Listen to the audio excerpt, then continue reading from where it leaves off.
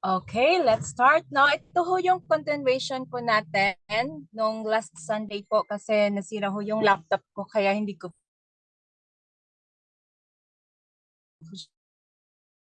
siya masyadong bigyan ng time. Konti lang ho yung time natin na Sunday. It's all about the effect of smoking and especially po yung lalo-lalo po yung sa mga buntis, no? So ano yung effect niya? Excuse me. Maririnig niyo po ba ako? Okay lang po ba? Yes, ma'am. Loud and clear. Okay. Okay po. Thank you po. Okay, now, smoking nung last Sunday, ngayon naman po, ang topic natin is how do alcohol affects the body? So, paano ba naka-affect si alcohol sa body natin? Okay, now, so, alcohol interferes with the brain's communication pathways, can affect the way the brain works and looks. So, kaya ho, madalas ho, yung mga lasinggero at nalalasing, di ba, hindi ho sila makapag-isip ng tama. Tapos, mostly ho sa mga lasinggero, iba din ho yung mindset nila. Iba din ho yung character na nila pag nakainom na sila. At saka, mostly crimes po na nangyayari. Dahil ho sa, sabi, lasing kasi ako, kaya ko ho napatay si ano, o kaya, nakainom kasi ako, kaya nagdilim yung paningin ko. Lasing kasi ako kaya ginahasa ko yung anak ko. Kaya ho, si alcohol, malaki ho yung effect ng brain po ng tao, paano ho yung pananaw niya at saka ano ho yung mga ginagawa niya. Number 2, sa heart. So drinking a lot over a long time or too much on a single occasion can damage the heart causing problem. Okay. Sa Filipino ho, sa Filipino tradition, madalas ho tayong pag may occasion, magdamagan ang inuman, no? Grabe ang inuman, magdamagan. So, yun lang, kahit occasional lang. Sabi, hindi naman ako lasinggero, umiinom lang naman ako occasionally. Pero, kahit occasion lang po pala, ma-damage din ni alcohol yung heart natin. No? Kaya ho, magkakaroon ho tayo ng heart problem. And number 3 po, si liver. Heavy drinking takes a toll on the liver and lead to a variety of problems and liver inflammations. Diba? Si liver ho yung nag-detoxify, si liver ho yung tagalinis. Ngayon ho, pag umiinom tayo, nabibigatan din ho si liver kasi hindi ho part ni liver ang maglinis ng too much alcohol na ilagay mo sa katawan mo. So nabibigatan si liver kaya ang mangyayari, mag-inflame ho yung liver mo. At saka minsan ho, yung inflammation po ng liver, yung iba, wala ho silang nararanasan ng symptoms. No? Like my brother, nag-inflame na talaga yung liver niya, papunta na ng cirrhosis, pero hindi ho niya alam until po nag-required yung company nila na kailangan niya ng medical, kailangan magpasa siya doon. Tapos nung nagpa-ultrasound siya, doon na napansin at nakita yung nag-inflame na pala yung liver niya. So dumaan po siya ng maraming treatments then. Ang cause ho ng liver inflammation ng brother ko kasi he is, grabe ho talaga siya uminom and naninigarilyo po yung brother ko. Then, sa food, wala ho talaga siyang diet, no? So, nasira yung liver niya. The next, number 4, excuse me, yung pancreas, no? Alcohol causes the pancreas to produce toxic substances, no? Pag umiinom pala tayo, si alcohol, no? Siya ho yung nagtulak ni pancreas na mag-produce ng toxic na substance that can eventually lead to pancreatitis, a dangerous inflammation and swelling of the blood vessels in the pancreas that prevents proper digestion. No? So si alcohol din pala, sisirain niya ho yung ating pancreas. And number 6, cancer. The more alcohol a person drinks regularly over time, the higher her or his risk of developing an alcohol-associated cancer. So si cancer ho, pag too much po tayo ng smoking, nakakause din po ng cancer. Then si alcohol din po, nakakause din po siya ng cancer. Then number 6, immune system. Di ba tayo, meron ho tayong doktor sa katawan natin. Yun ho yung tinatawag natin na immune system. So, drinking too much can weaken your immune system. Pag umiinom pala tayo ng sobra, nawi-weak si immune system, manghihina siya. Making your body a much easier target for disease. So, kung manghihina si immune system, yun ho yung magiging target na ho yung katawan mo na magkaroon ka ng sakit. No? So, chronic drinkers are more liable to contract diseases like pneumonia and tuberculosis. So, sa kadalasan ho ng mga lasinggero, ang sakit nila, pneumonia and tuberculosis. And tuberculosis po, according to the doctor na nakausap ko, is more deadly and more dapat nating bigyan ng attention sa ating community compared po sa yung virus natin dati, no? Kasi ho, si tuberculosis kahit hanggang ngayon, meron hong may sakit na tuberculosis, ayaw silang magpa-treatment and madali ho tayong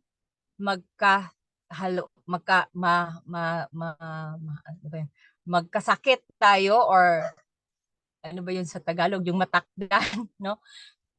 Mahawaan tayo ng tuberculosis, no? Through air lang po siya. So, dapat to, we should be aware po ng si tuberculosis, napaka-deadly talaga siya, no? Even up to 24 hours after getting drunk. Imagine, maski after 24 hours silang uminom, pwede ho silang magkakasakit kaagad. No? So, i-discuss naman natin yung alcohol. Then sa mga mama, marami ho talaga ngayon na mga nanay na kahit buntis, nagiinom-inom sila, no? Drunkard pa din. So meron din ho yung mama ngayon na lalo na yung mga teens, yung mga social, sabi na social kasi kami eh. So umiinom while smoking kasi feeling nila nasa social life na sila. So hindi nila iniisip kung ano ho yung nangyayari at mangyayari sa baby na nasa sinapupunan nila. Okay. Alcohol use during pregnancy can cause birth defects and developmental disabilities collectively known as fetal alcohol spectrum disorder or tinatawag natin na FADS. It can also cause other pregnancy problems such as miscarriage, stillbirth, and prematurity.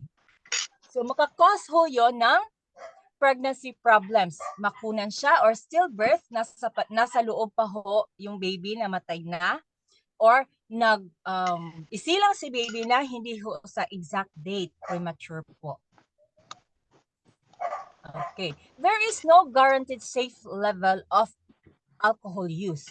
Sabi, konti lang naman ininom ko, okay lang to.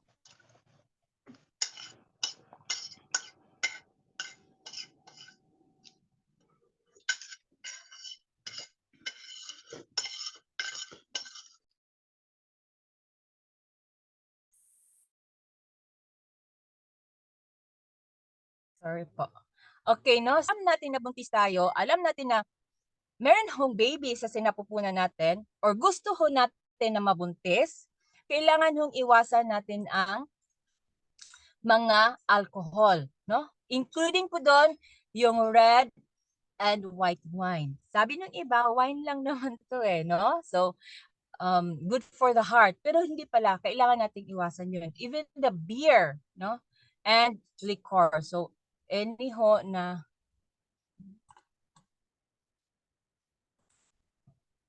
nakakalasing ho, no? Then next, alcohol can cause problem for a developing baby throughout pregnancy. So nakakause siya ng problem pag-develop ho ng baby, including before a woman knows she is pregnant. Yun pala kahit 1 month old or 2 months old, hindi mo pa alam na nabuntis ka, tapos umiinom ka, makakause pa rin ng problem doon sa baby mo kahit symptoms or hindi mo alam talaga nabuntis ka, no? So fetal alcohol spectrum disorder or FADS are preventable if a woman, no, doesn't drink during pregnancy. Kung pagkakaproblema po sa pagbubuntis po ng nanay, maiiwasan ho yan kung si nanay mismo, iiwasan niya ho yung pag-iinom habang pong nabubuntis siya. Okay. Alcohol presence in developing baby's bloodstream can interfere with the development of the brain. No? So kung uminom ka ng alcohol while your baby is nag-develop pa sa tiyan, dumadalo ho yun sa bloodstream. And naano po yung brain and other critical organs, structures, and physiological system. So masisira ho, magkakaroon ho ng problema po. Kaya ho yung iba, sabi, ewan ko ba tong anak ko, bakit may problema siya sa mental health, no? So baka ho pagbuntis ng nanay. Kasi lahat ho ng character ng anak, nang isilang sila, nang lumaki sila, is nagbe-base din ho yun kung paano ho siya binuntis at paano ho siya inaalagaan ng nanay habang nasa loob pa po siya ng sinapupunan. Prenatal alcohol exposure is a leading preventable cause of birth defect and neurodevelopmental abnormalities. So imagine, so pag expose siya sa alcohol, ang birth defects niya, kasama din ho yung neurodevelopmental abnormalities, yung sa brain po ng bata. The most profound effects of prenatal alcohol exposure are brain damage and resulting impairments in behavioral. Yung impairment, yung kahit anong sabihin mo, hindi siya marunong makinig. Kahit anong gawin mo, yung iba expression na tigas ng ulo, yung, di ba, may bata na ganun eh. Yung iba yung utak nila, hindi mo sila mapagsabihan, hindi, kung ano yung naisip nila yun na, tapos ang hina ho talaga ng cognitive function nila, kung paano sila mag-isip, kung paano sila mag-problem solving, hina talaga yung brain ng bata. No? So, si nanay, nag-enjoy siya while drinking and smoking sa pag-pregnant niya, hindi niya inisip, yun hong impairments sa behavioral ng bata, ang cognitive functioning po ng bata, lifetime ho yun. Nadadala ho ng bata yun habang buhay. No? So, ang bawat pagkakamali ng isang magulang, si baby ho yung mag-suffer habang buhay.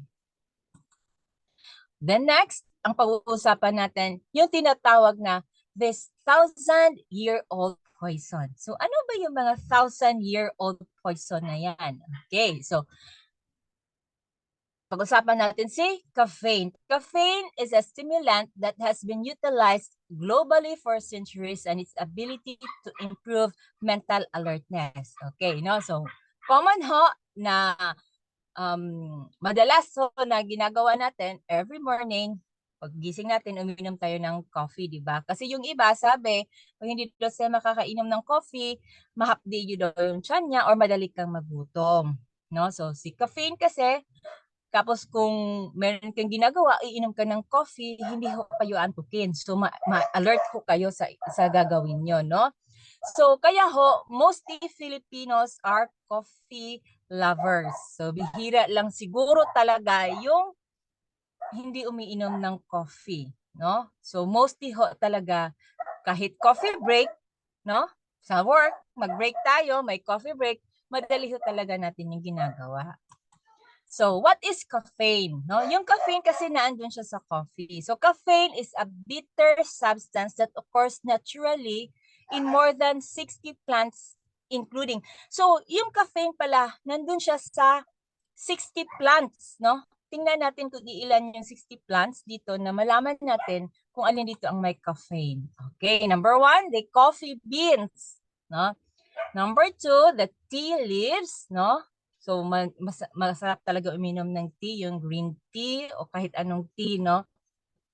Then, number 3, cola nuts. Si cola nuts pala, ito yung itsura ni cola nuts, no? Ito si cola nuts, na dun, makikita to sa Africa, ito ho yung ginagawang flavoring para sa cola drinks. Kaya ho siya tinatawag na Coca-Cola. Kasi hinaluan nila ng cola nuts. Then, cacao pods, no? Yung ginagawa natin ng tsokolate, no? Yung chocolate drinks na masarap din na inumin, no? which are used to make chocolate products. Then ginagawa din yon sa mga chocolate products. So meron silang mga caffeine. So caffeine can be found in many over-the-counter preparations. Oh, sino yung mahilig uminom ng mga energy drinks? Yung appetite suppressant, no? Yung mahilig mag-diet. Ayaw nila yung diet na yung natural diet, yung healthy diet. Yung iba kasi, inisip nila yung diet, yun yung hindi ka gaganang kumain. So yun yung diet nila para ho sila papayat. So kaya ho sila umiinom ng mga coffee, no? Slimming coffee. Para yun lang pala sila, sinosuppress lang ho yung appetite natin, yung appetite nila. But hindi ho yun healthy, no? Then, meron ding stimulants, no? Exercise supplements, so marami doon sa mga bodybuilders, umiinom sila ng mga supplements. Congestants, no? And bronchodilators and mental stimulants. Yung congestants ho, yun yung mag-clog ho yung nose natin, no? Kaya umiinom tayo ng mga congestants para ho madali ho tayo makaginawa, hindi ho yung barado yung ilong natin. And bronchodilators po, dun sa maayos ho yung paghinga natin, yung sa lungs natin na hindi ho tayo yun sa mga may hika din, no? And meron siyang mental stimulants. No, doon ho makikita si caffeine, no? Long-term effect of this level may include chronic insomnia. Ayun pala, pag long-term ho ang gamit nyo sa mga itong may caffeine, meron ho tayo, magkakaroon tayo ng insomnia, yung hindi ho tayo makakatulog. Constant anxiety, balisa ho tayo, no? Maging balisa. Depression, no? Yung too much na pakiramdam mo sa sarili mo. Kung merong lonely, si depression, ginawa ho yan, loneliness. Kung merong hopeless man tayong mararamdaman, pag meron tayong depression, ang pakiramdam natin, hopelessness, no? To the extent na wala na talagang pag-asa, no? Yun ho si depression. And stomach problems. It can also cause high blood pressure or make high blood pressure worse, no? So sasabihin ng iba, hindi naman ako mahilig ng salty foods. Oh. Or kaya, hindi naman ako meat eaters. No? Bakit ho ako nagkakaroon ng high blood pressure? Doon din pala sa iniinom mo na may caffeine. Makakause din po siya ng high blood pressure or magiging worse pa, no? Through caffeine. Then, more than 300 milligrams of caffeine, about 2 cups of coffee. So, ilang cups of coffee per day ba may inom natin, no? In a day, may linked to miscarriage and low birth weight babies. No? So, mga nanay na mahilig mag-coffee, no? So, pagising sa umaga mag-coffee, by 10 p.m. mag-coffee, after lunch mag-coffee. Meron ng mga nanay na gano'n. Yung coffee, ginagawa nilang alternative na lang sa water, no? Meron mga tao na ganyan. Yun pala ay pwede siyang makalink sa miscarriage or low weight babies, yung kulang sa timbang ng mga bata, no? Pagsilang nila, kulang siya sa timbang, no? For young people, some products with caffeine, like some energy drink, have higher than recommended doses of caffeine for children and teens. So using them for this age group may cause health problem or behavioral problems. Madalas ho, nakikita ko, napapansin ko yung mga bata, may mga nanay nga pinapainom ng mga Gatorades, yung anak nila, no? So even sa mga teens, umiinom din yan. Hindi pala siya suitable sa mga bata sa edad nila, no? Kasi ho, magkakaroon din ho sila ng mga health problems and behavioral problems po sa mga teens and children. So, iwasan ho natin na ipainom sa kanila yung mga products na meron hong caffeine, no? Caffeine and addiction. So, as your body gets used to caffeine, no, kung nasanayan na yung katawan mo na umiinom ka ng mga product na may caffeine, it needs more and more of it to get the same effect. So, meron na ho siyang tolerance. So, gusto mong uminom ng mas marami pa, kasi gusto mo maramdaman yung effect niya, naramdaman na alert ka, hindi ka napapagod, yun pala, no? As the amount of caffeine goes up, so that's the risk of side effect. Kung tumaas naman ho, kasi halimbawa uminom ka ng isang bottle ng energy drink, no? Uminom ka ng, ano ba yan? Yung Joss energy drink, no? So, gusto mo siya kasi pagkatapos mong inom, alert ka. Nakulangan ka sa effect. So, dinagdagan mo na naman siya ng another bottle. So, yun pala, the more ka nag-drink ng may caffeine, the more ho na may risk siya na side effect ko sa katawan natin. So, if you eat or drink too much caffeine, it can cause health problems. No? Number one, restlessness and shakiness. Sino hong nakaranas nito ngayon na kung may hahawakan ka, hindi mo maiwasan nanginginig yung kamay nyo? No? Tapos restlessness, balisa, no? So insomnia, hindi makakatulog. Headaches, no? So meron akong friend na pag hindi siya makainom ng coffee, sasakit yung ulo niya. So kailangan talaga niyang mag-coffee. Merong dehydration, anxiety, pagkabala talaga ng caffeine, ahong pakiramdam ng katawan nila pag hindi sila makakainom, no? So caffeine overdose is most likely to result from taking a dietary supplement or caffeine tablets rather than from drinking coffee. So meron din po siyang overdose. Ang overdose nun, makukuha po yung overdose nun kung uminom sila ng mga dietary supplements. Yung dietary supplements na yan, kadalasan yun ho yung mga bodybuilders, yung pampalaki ng muscle. Meron din silang mga caffeine para dyan. So sila ho ang madalas nagkaka-overdose. Kasi akala nila, okay lang to, damihan nila kasi yung iba nagmamadaling lalaki yung katawan nila. So dadamihan nila yung iniinom nila. No?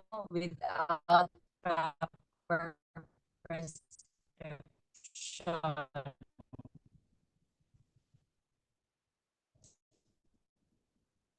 Kasi nga, supplement lang siya. Akala nila, supplement, lahat ng supplement, um, hindi ho siya delikado. But supplements increase the risk of higher levels of caffeine than food and drinks. No? Nakakapag-increase pala siya ng risk ang supplement kesa sa po sa iniinom at kinakain natin. No? Mataas ho ang risk niya sa caffeine. Then, top 10 benefits of drinking water. So, problema sa katawan natin. Bakit hindi na lang ho tayo umiinom ng water? Okay, so dito po, meron tayong top 10 benefits of drinking water. So, number 1, no? Pag umiinom tayo ng tubig, mag-release siya tayo sa pagod natin at mag-energy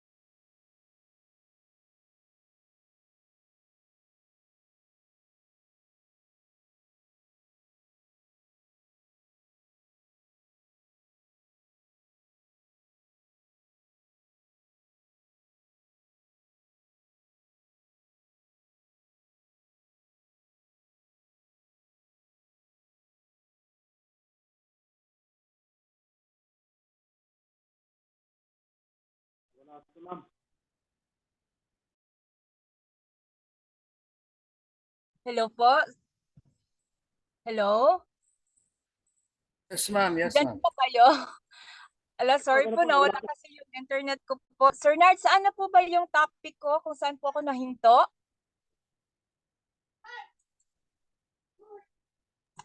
Doon po sa Yung mga Gatorade po. Ay, nawala din. Mga Gatorade sa mga bata. Sa mga teenagers. Ayun, yun pa. Okay, so no? Ano ba yun? Tagal ko palang nawala.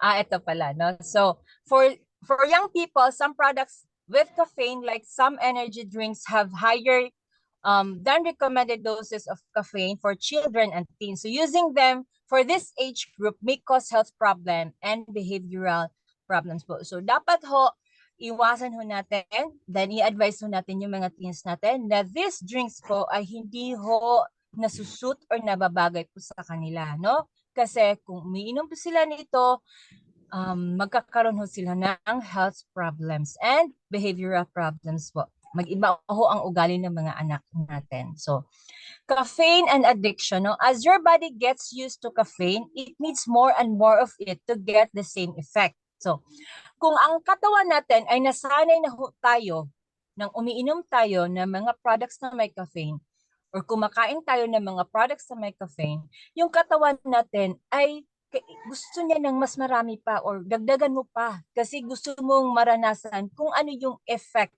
Kasi magkakaroon ho tayo ng tolerance. Yung body natin magkakaroon ng tolerance sa caffeine.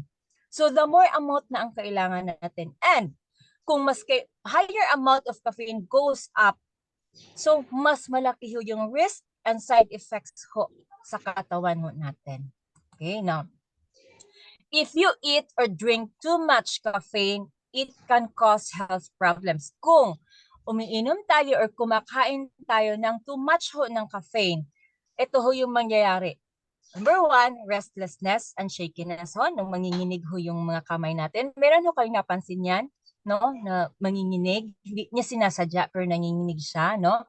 Insomnia, hindi makakatulog, headaches, masakit yung ulo niya, dizziness, fast heart rate, dehydration, anxiety, balisa, and dependency. So, dependent na ho siya sa may caffeine. Hindi ho na ho siya pwedeng uminom, hindi uminom or hindi na ho pwedeng iwasan niya ho yung mga, lalo-lalo na ho yung mga coffee lovers, no? Kasi sanay na sila at pag hindi ho sila makainom ng coffee for that day, magbalisa sila, sakit yung ulo nila, tsaka irritable ho yung mga tao na, nag-dependent na po talaga sila sa may caffeine po.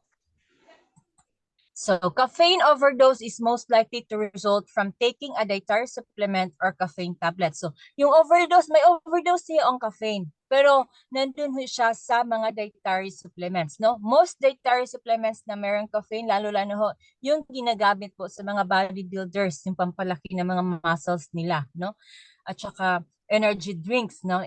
Na iniinom nila or meron silang ginagamit na mga tablets na pag mag-gym sila, hindi nila maramdam yung pagod, no? So, may overdose doon kasi hindi nila alam na may content ng caffeine pala yon at saka ang danger po ng caffeine, no? So, gusto nila, energetic sila, alive sila lagi, tsaka nagmamadali sila, nalalaki yung muscles nila. So, dun ho yung merong risk sa overdose. Kesa ho, yung nagiinom lang ho ng coffee, no? Supplements increase the risk of higher level of caffeine than food and drink. So, lahat ho sa supplements, meron ho talaga siyang risk na mag-overdose ho.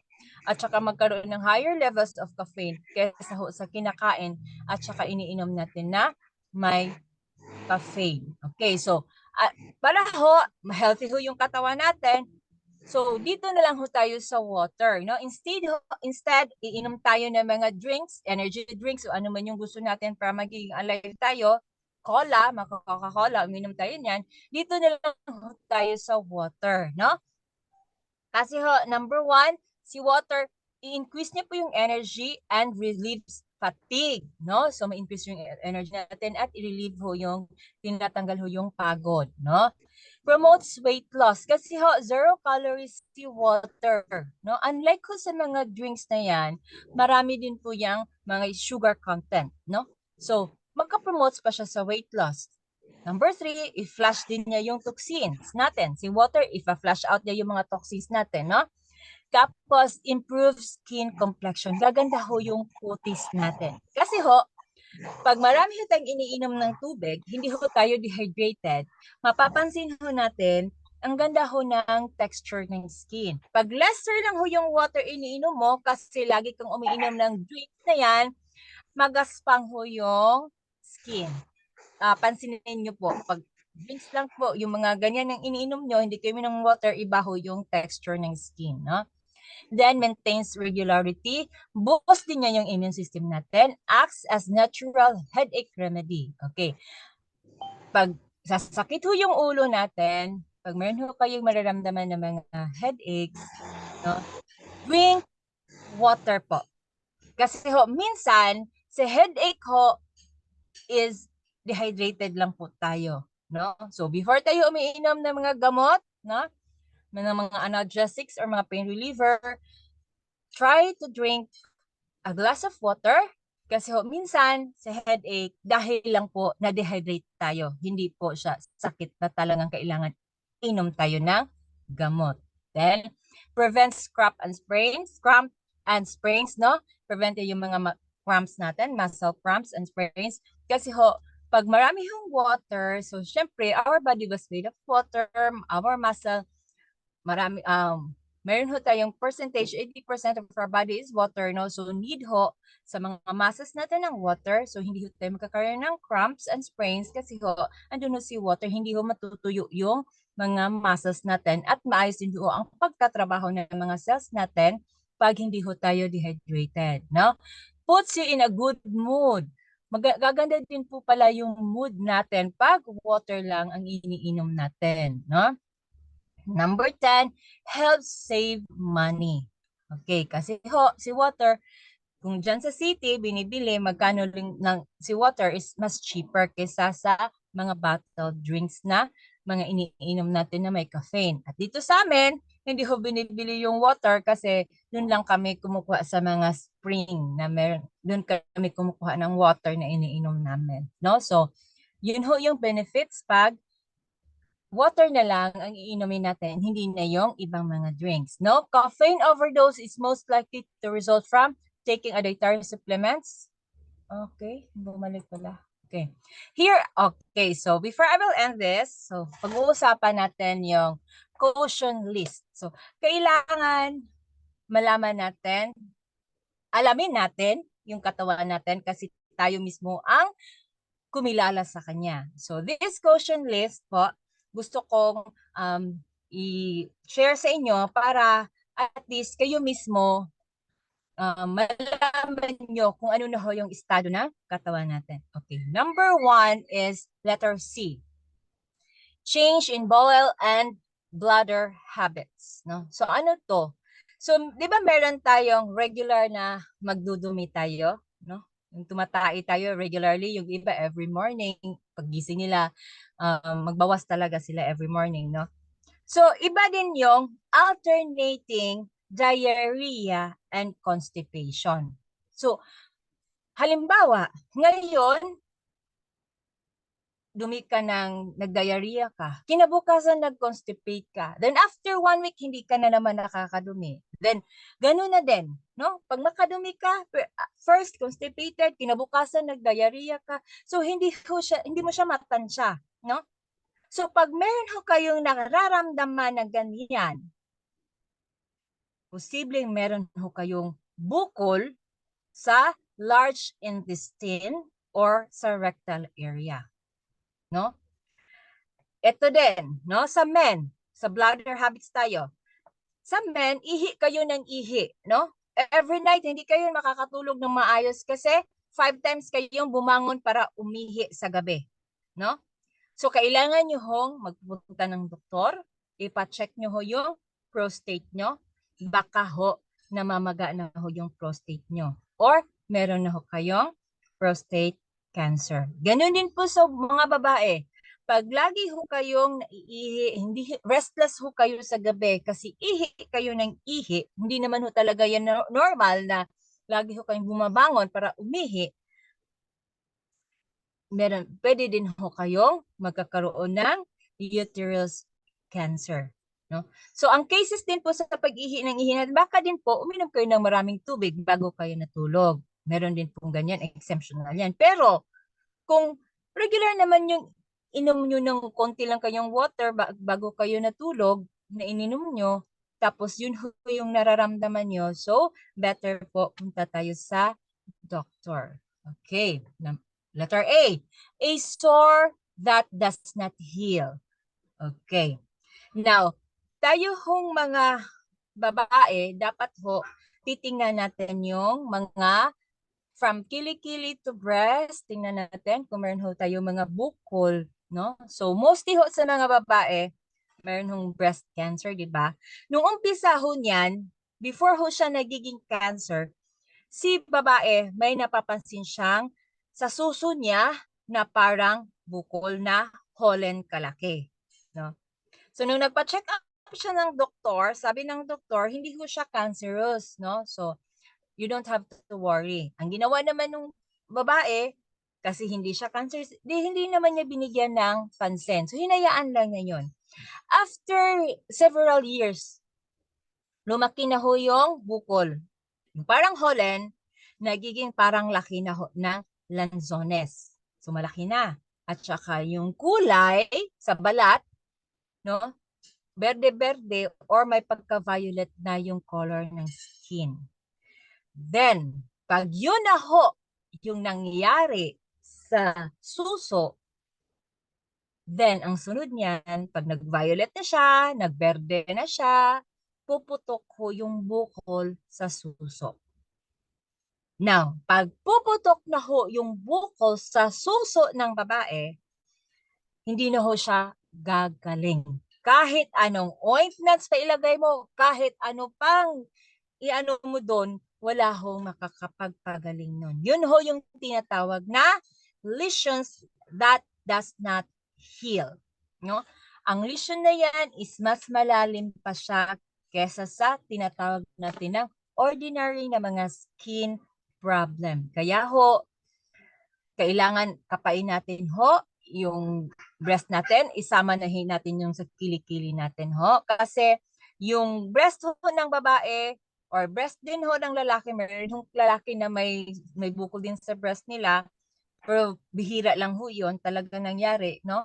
So, kailangan ho nilang kapain hanggang sa kilikili. Kasi ho, si breast natin, hindi lang ho siya dun lang bilog. Meron ho siya mga tails. At yung tails niya, andin dun po yun sa ating kilikili, no? So, please, no, sa mga babae, kailangan din ho talagang kapain at kilalanin natin ang ating mga sarili bago ho tayo umabot ho na puputok ho yung suso natin, wala na ho talaga yang cure. Okay. Number 3, unusual bleeding and discharge, no? Ito ho yung reglang walang humpay, no? So, 'di ba? Mostly sa mga babae, pag niregla tayo, merong 3 days, no? 3 to 4 days, merong 1 week yung regla nila. Pero ito ho, 3 weeks ho siya may mens, 1 week lang ho yung wala siyang regla. So, hindi ho yun siya normal. Tapos ho, yung regla niya is, di ba, sa babae, normal nga regla is spotting lang. Yung normal lang, di ba? Pero yung ito sa kanya is bumubulwak at saka bilog-bilog, no?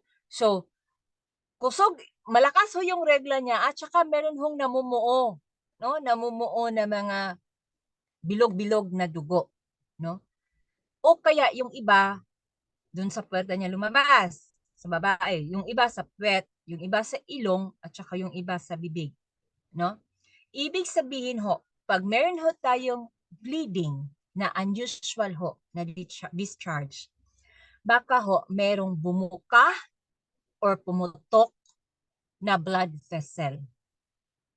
At saka pag bumuka at pumutok ho yon, ibig sabihin na meron na hong nakapasok na tumor doon at unti-unti na hong kinakain ang ugat kung saan man yon, no? So, any unusual bleeding po, mas maaga ho, mas maigi.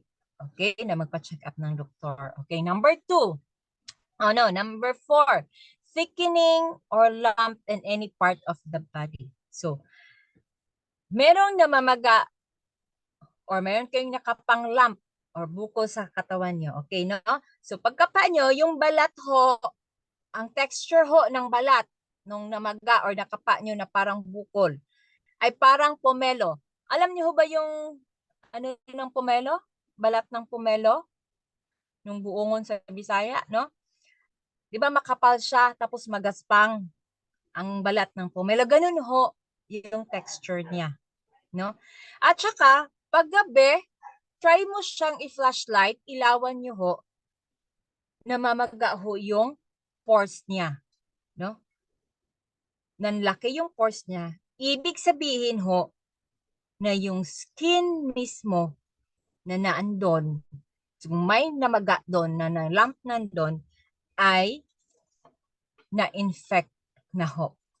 No? May infection na hawaan na din yung skin niya. Okay. The next is the indigestion and discomfort after eating. So, sino hong nakaranas nito? Yung sinasabi nilang GERD symptoms, no? Gastroesophageal reflux symptoms, no? Yung after ka kumain, naramdaman mo nangasim-ngasim o kaya yung asim na naramdaman mo pumasok na sa dibdib, no? Yung naduduwal ka, nasusuka ka, no? Yung iba sabi, ay ganito kasi ako kasi I'm very stressful, no? Na-stress ako o kaya baka ho na wrong lang ho yung time sa pagkain ko. Nagutuman kasi ako ng mahaba tapos kumain ako bigla ng marami o kaya dahil ito sa kinain ko, no? Na sobrang acidic ang kinain ko. No. Minsan titingnan mo din kung gaano nakatagal na yun ho yung nararamdaman mo. Then magpa-gastroscopy po kayo, no? So, titingnan ho doon sa loob ng stomach area mo, titingnan kung ano ho nangyari. Nung pagtingin nila doon, kuhanan ka ng sample doon sa stomach area mo. At makita nila na mataas ho yung mikrobyo na H. pylori. Si H. pylori ho, yun ho yung mikrobyo na nasa tiyan natin. Si H. pylori. Tapos, si H. pylori ho, siya ho yung dahilan, no? Kung bakit magkakaroon ho tayo ng bacteria sa tiyan. At ang bacteria na yon, siya din ho yung dahilan kung bakit magkaroon tayo ng ulcer. No? Si H. pylori ho, siya ho yung isang bacteria na napakasama ho niyan. Hindi lang ulcer, kundi din po, maaari ho siyang mag-contribute na magkaroon ho tayo ng cancer sa stomach. Kaya yung hirap kang mag-digest, sakit sa tiyan, no? Wala kang ganang kumain, mangangayat ka na. So maapektuhan po dahil doon, hindi mo siya binigyan ng pansin, hindi ka nagpa-check up ng doktor, at aakyat na din po yung acid na pakiramdam mo na yan sa lalamunan mo na parang may laging nakabara sa leeg. No? So, dapat ho, kung meron kayong nararamdaman na ganyan, please see your doctor. Then letter O, no, obvious change in wart or mole. So, dahil Filipino tayo, kayo manggi yung kulay natin, no? So, hindi ho tayo prone para magkaroon tayo ng skin cancer, no? Kasi dahil sa melanin, mataas yung melanin natin sa balat natin, kaya ho tayo mayroong protection sa sunlight, no? So, pero kung meron ho kayong napapansin na mole nyo, yung mole nyo na iba, yung kulay, iba yung ano nyo, tingnan nyo ho sa dermatologist para ho tingnan niya kung ano ba yon para ho ma-prevent natin yung magkaroon ng skin cancer. And Letter N, yung nagging cough and hoarseness, no? So, sino ho yung ditong laging nauubo? Or walang hintong ubo, no? Tapos nag-iiba yung boses niya, no? So, maaari ho siyang meron siyang bukol sa baga. Kahit ho hindi ho tayo smoker, passive recipient tayo, lahat ng chemical ho sa paligid natin ay nai-inhale natin. At silang cancer ho ay very high incident ho. Hindi ho siya pinipili lang gender. It is either babae ka or lalaki. Silang cancer ho ay pwede ho tayong lumapit sa atin. Okay, and letter S, no, sakit or severe pain. No? Kung meron ho tayong nararamdaman na severe pain, yung pain ho na wala hong mapaglagyan, no? Yung sobrang sakit na hindi mo ma-pinpoint kung saan nang galing ang sakit. No? Pain ho, tandaan nyo, hindi ho siya sakit. It's a warning sign na sabi ho ng katawan nyo, wake up, there is something wrong.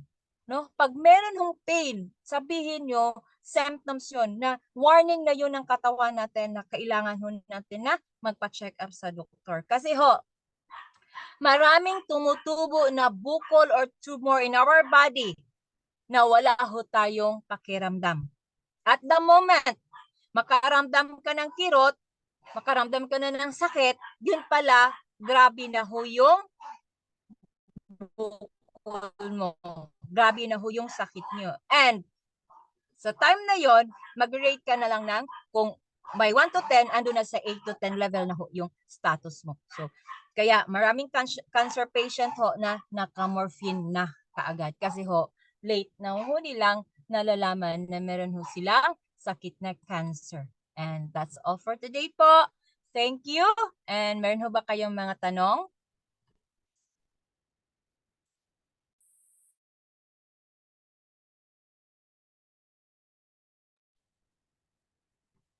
Wala po.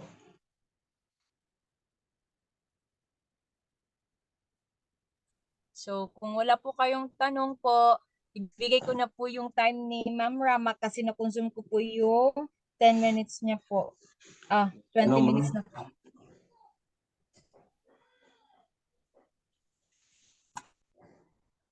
Hello. Sige po, ano po, sir? Yung tungkol po ito sa sa pagbabawas. Yes po. Okay lang ba kung pag nagbawas ka o sabihin natin na magbawas ka ng 4 times a day pero maliliit, konti-konti lang.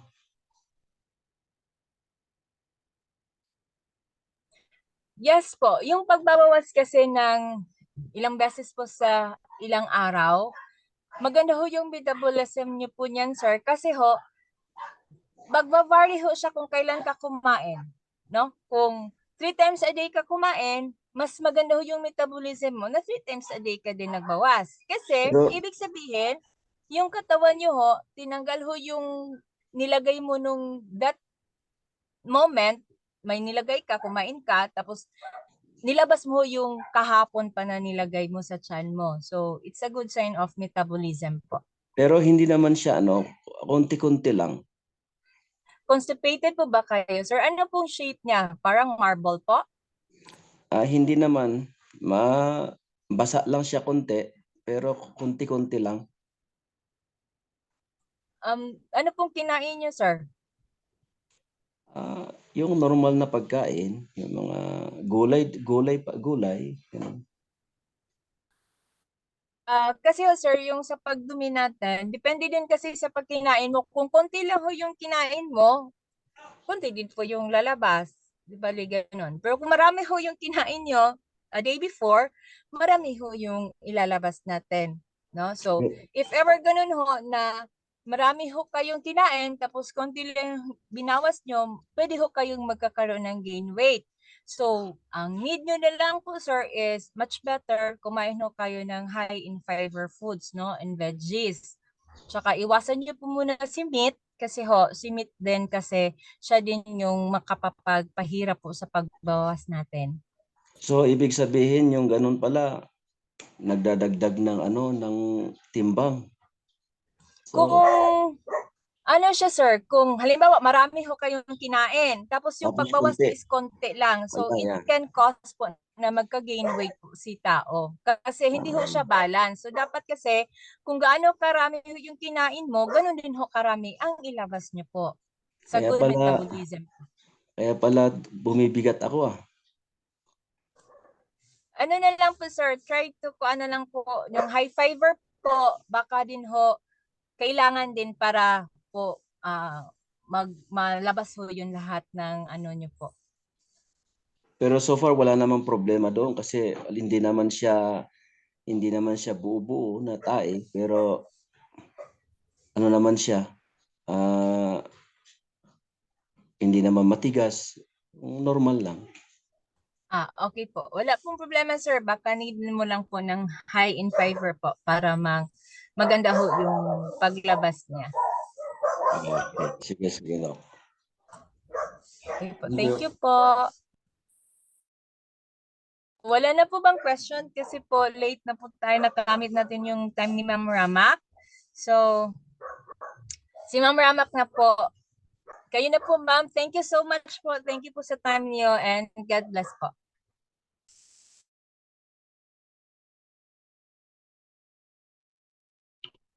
Thank you po, ma'am. Thank you po.